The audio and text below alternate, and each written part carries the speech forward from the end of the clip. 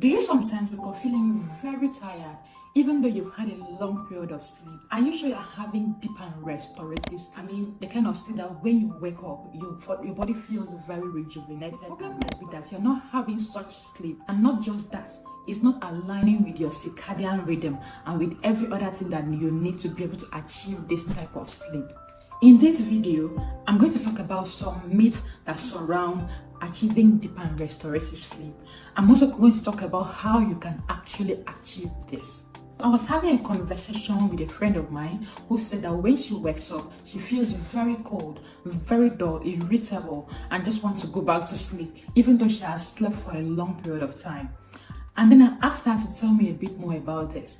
I didn't realize that she normally takes alcohol or marijuana, especially when she has had some period of sleep deprivation. She just thinks that, okay, if I take this, I'm going to fall asleep quickly and I'm going to sleep for a long period.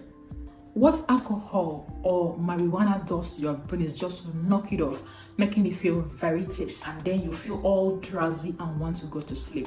But the problem is that you always have to wake up intermittently in the course of your sleep, and you are unable to sleep so deep that you get to the REM level where you get to be restored, your whole muscle is relaxed, and then you are fully restored and up and doing when you wake up. For you to have a deep and restorative sleep, you need 3 things. First, your regularity.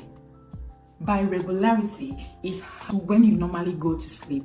For an instance, you go to sleep by 10 and you wake up by 6 a.m.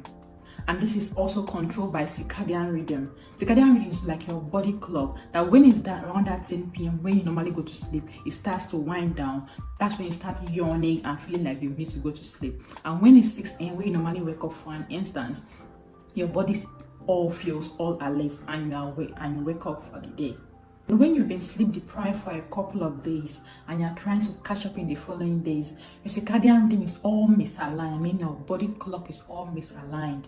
And then when this happens often, it can make you very irritable because your circadian rhythm is responsible for your emotion. The second thing we're going to talk about is depth.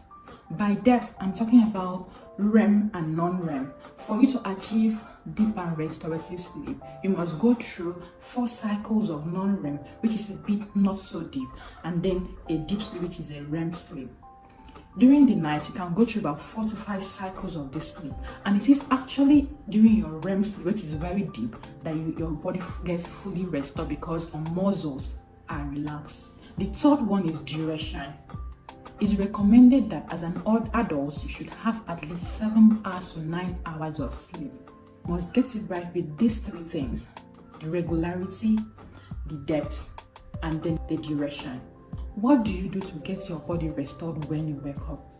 Just before we continue, kindly like if you watched up to this point, subscribe if you are new to this channel, turn on that notification bell so that you can get to know when I've posted new videos.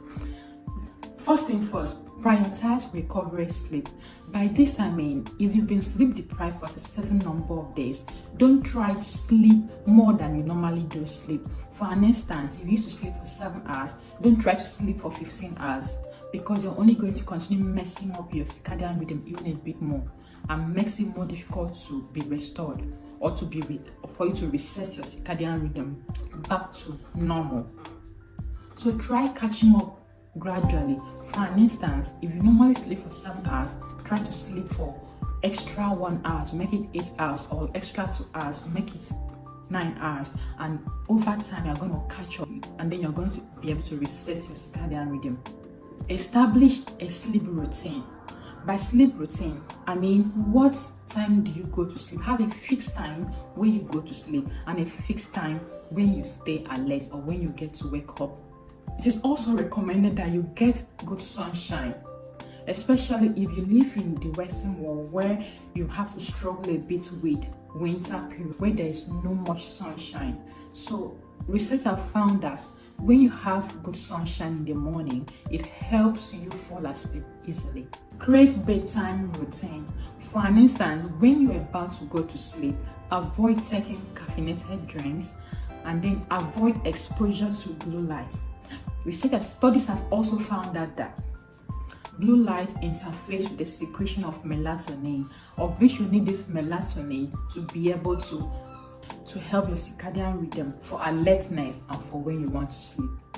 If you've watched this video up to this point, can you let me know in the comments what are those sleep rituals, or what do you do to enable you fall asleep? I'm sure there's something you are doing that another person is not doing. Kindly share it in the comment section. Let's all learn together.